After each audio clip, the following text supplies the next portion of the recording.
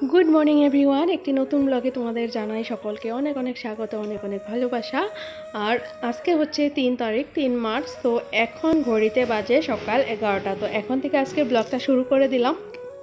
যদিও আজকে তোমাদেরকে সারাদিনের কাজকর্ম আমি সেরকমভাবে কিছু শেয়ার করব না, তো তোমাদেরকে আজকে আমি শেয়ার করব একটা স্পেশাল আচারের রেসিপি। আর সেটা দেখে তোমাদের সবাই ভীষণ ভালো লাগবে, মুখে জল এসে যাবে। আর সকালবেলা দেখো সুন্দর ফুলগুলো আগে দেখে নাও।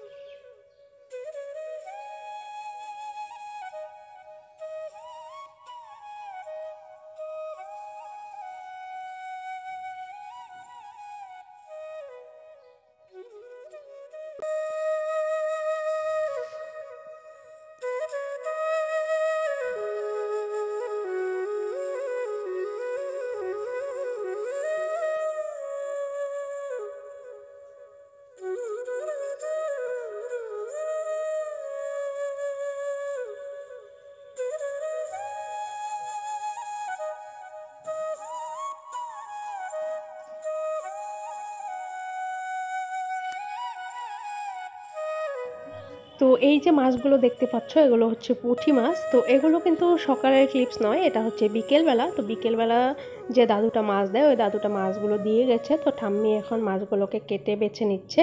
তো এগুলো রেখে দেবো ফ্রিজে, কালকে এগুলো দিয়ে কোনো রেসিপি হবে। আর আমি যে রেসিপিটা আজকে তোমাদের সঙ্গে শেয়ার করব সেটা হচ্ছে কুলের আচার রেসিপি। তো রেসিপির জন্য প্রথমেই আমি একটা কড়াইতে দিয়ে দিলাম হচ্ছে কাশ্মীরি লঙ্কা আর এমনি যে শুকনো লঙ্কাটা থাকে, যেটা আর কি ঝাল শুকনো লঙ্কা। তো দুটোটা একটু রোস্ট করে নিব হালকা। তো তারপরে এর মধ্যে আমি কিছু মশলাও অ্যাড করব, মশলাগুলোও হালকা ড্রাই রোস্ট করে নেব। আর এগুলোকে কিন্তু আমি ফাইন পেস্ট করব না, এগুলোকে আমি একটা হামাল দিস্তার মধ্যে দিয়ে সামান্য একটু গুঁড়ো করে নেব। তো তারপরে বাকি মশলাগুলো অ্যাড করছি। তো এখানে আমি দিচ্ছি হচ্ছে মৌরি, জিরে, ধনে, একটু কালো জিরে, তারপরে হচ্ছে সর্ষে, সাদা সর্ষে, আর কিছুটা মেথি দানা। তো মেথি দানা দিলে আমাদের মানে যে আচারটা আমি বানাবো এটাতে অনেকটাই মানে গ্যাস অম্বলের প্রবলেম কম হবে। তো তার জন্য আমি কয়েকটা মেথি দানা দিলাম। যদি তোমরা কেউ এর মধ্যে কোনোটা মশলা স্কিপ করতে চাও অবশ্যই করতে পারো। তো সেগুলোকে একটু রোস্ট করে নামিয়ে নেওয়ার পরে আমি সেই একই কড়াইতে দিয়ে দিচ্ছি হচ্ছে একটু বেশি পরিমাণের জল। তার কারণ হচ্ছে আমি কুলগুলোকে সেদ্ধ করে নেব। আর কুলগুলো আমার খুব ভালো করে শুকিয়ে গেছে, শুকিয়ে যাওয়া কুল দিয়ে আচার বানাবো। যদি একটু সেদ্ধ করে না নিই তাহলে এর মধ্যে মশলাগুলো ঢুকবে না, নুন ঢুকবে না। তো তার জন্য একটু ভালো করে এগুলোকে আগে ফুটিয়ে নেব। তো খুব বেশি ফোটাবো না, শুধু একটু নরম নরম করে নেব। তারপরে এটাকে আমি ম্যাশ করে নেব। তো একটু ম্যাশ হওয়ার জন্যই আমি এই কুলগুলোকে আগে ফুটিয়ে নিচ্ছি।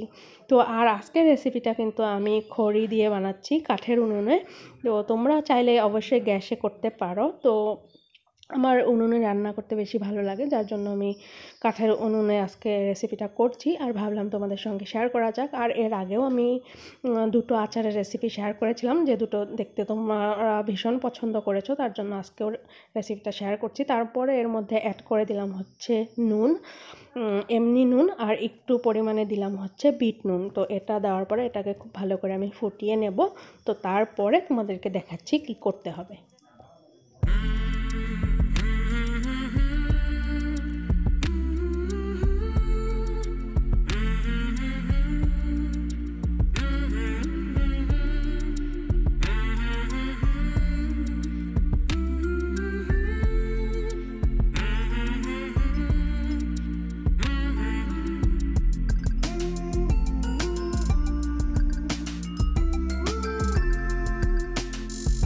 তো এখন আমি মশলাগুলো হামাল দিস্তাতে একটু গুঁড়ো করে নিচ্ছি। আর এদিকে আমার কুলটা বয়েল হচ্ছে।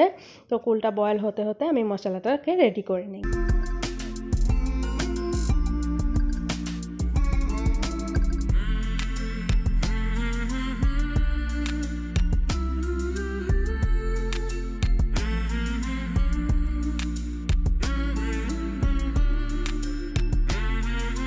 তো আমার কুলটা বয়েল হয়ে গেছে। এবার আমি একটা হাতার সাহায্যে জলগুলো ছেঁকে ছেঁকে এভাবে নামিয়ে নিচ্ছি। তো তারপরে আমি কুলগুলোকে ম্যাশ করব এই হাতাটার সাহায্যেই। আর এই ফাঁকে আমি কড়াইটা একটু গরম হতে দিয়েছি। তারপরে আমি কড়াইতে পরিমাণ মতো দিয়ে দিব হচ্ছে সর্ষের তেল। তো দেখতে পাচ্ছ আমি হাতাটা দিয়ে কুলগুলোকে একটু ম্যাশ করে নিচ্ছি। তো তোমরা চাইলে যে কোনো পটেটো ম্যাশার ইউজ করতে পারো বা হাত দিয়েও চটকে নিতে পারো। তো আমি হাত লাগাচ্ছি না, তার কারণ হচ্ছে কুলটা ভীষণ গরম আছে, তো হাতটা আমার পুড়ে যাওয়ার চান্স আছে। তো তার জন্য আমি হাতা দিয়েই করে নিচ্ছি। আর এখন আমি এই কড়াইতে দিয়ে দিলাম পরিমাণ মতো তেল। তো কুলের আচার বানাতে খুব বেশি পরিমাণে তেল লাগে না, তো সামান্য পরিমাণেরই তেল দিয়েছি, খুব বেশি দেইনি। আবার একদম কম দিলেও হবে না, মানে মোটামুটি অন্য আচারের তুলনায় অনেকটাই কম লাগে তেলটা। তো তারপরে আমি এই ম্যাশ করে রাখা কুলটা এই তেলের মধ্যে দিয়ে দিব। অবশ্যই তেলটা ভালো করে গরম হতে হবে। আর আমি এখানে ফোড়নে কিছু ইউজ করব না, তার কারণ হচ্ছে আমি যে মশলাটা ইউজ করব সেটাকে আমি ফাইন পেস্ট করিনি। তো একটু হালকা মতো গুঁড়ো করে নিয়েছি, যার জন্য মশলাটা অনেকটা দানা দানাও রয়েছে, আবার অনেকটা গুঁড়ো গুঁড়োও হয়ে গেছে। তো সেটা ফোড়ন আর মশলা দুটোরই কাজ করে দেবে। তো এবার আমি এখানে দিয়ে দিলাম হচ্ছে কুলগুলো। তো তারপরে আমি এর মধ্যে অ্যাড করব হচ্ছে চিনি। তো পরে কিন্তু আমি আর কোনো জল ইউজ করব না, কারণ আমার কুলের মধ্যে একটু জল আছে, আর চিনি দেওয়ার সঙ্গে সঙ্গে প্রচুর জল বেরোনো শুরু হয়ে যাবে। তো চিনিটা অবশ্যই যে যার স্বাদ মতো দেবে। আমি একটু মিষ্টি মিষ্টি টাইপের আচারটা বানাবো, কারণ দিদা খায়, ঠাম্মা খায়, তো বুড়া মানুষরা একটু মিষ্টি মিষ্টি আচারই পছন্দ করে। তারপর আমি এর মধ্যে অ্যাড করে দিচ্ছি হচ্ছে হলুদ, আর তারপরে আমি এর মধ্যে অ্যাড করব হচ্ছে গুড়। তো এখন আমি অ্যাড করব এর মধ্যে গুড়। আর তোমরা যদি চাও খালি গুড় দিয়েও বানাতে পারো বা খালি চিনি দিয়েও বানাতে পারো, তো আমি দুটোই ইউজ করছি।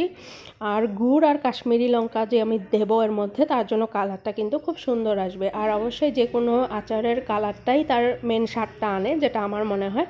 তো আমি গুড়টা দিয়ে দিলাম।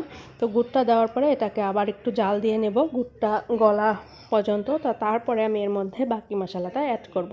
তো গুড়টাকে আমি অত ভালোভাবে কেটে দিলাম না, কারণ গুড়টা যখন আমি কড়াইতে দিব, গরম কড়াইতে, তো দু একবার নেড়ে চেড়ে দিলেই গুড়টাও গলে যাবে, আর গুড়টার থেকেও জল ছাড়তে শুরু হয়ে যাবে। তো একটু নেড়ে চেড়ে নেই, তারপরে তোমাদের সঙ্গে আবার দেখাচ্ছি।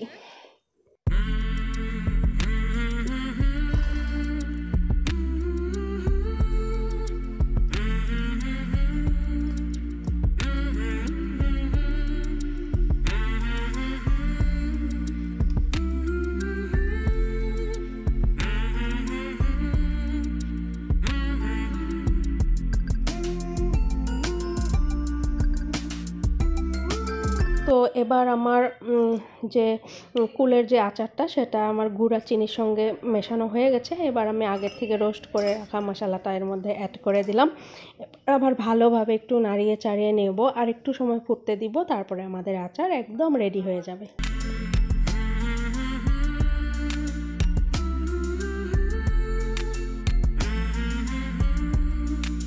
তো আমাদের কুলের আচার অলমোস্ট ডান। এবার আমি একটা প্যানে ঢেলে নেব। তো এটা ঠান্ডা হওয়ার পরে আমি কোনো একটা জারে উঠিয়ে রাখবো। তো এখন আমি এটাকে জারে উঠাবো না, কারণ এটা প্রচণ্ড গরম আছে। তো দেখতে পাচ্ছ কুলের কালারটাও ভীষণ সুন্দর হয়েছে, আর খুব বেশি টেস্টিও হবে আমার মনে হচ্ছে। আর আমি বরকে দিয়ে একটু টেস্টও করিয়েছিলাম নুন মিষ্টিটা, তো বললো যে ভীষণ টেস্টি হয়েছে। তো এরকম করে তোমরা অবশ্যই আচার বানিয়ে একবার ট্রাই করো, আর আমাকে কমেন্ট করে জানিও। আর যদি তোমরা অনেক দিন রোদ্রে দাও, তাহলে এই আচারটা আরও অনেক দিন স্টোর করতে পারবে। আর এখানে আমি এখন আমার মাম্মামের বটল বয়েল করছি। আর দেখো পাশের বাড়িতে একটা ছোট্ট বেবি হয়েছে, ওকে আমরা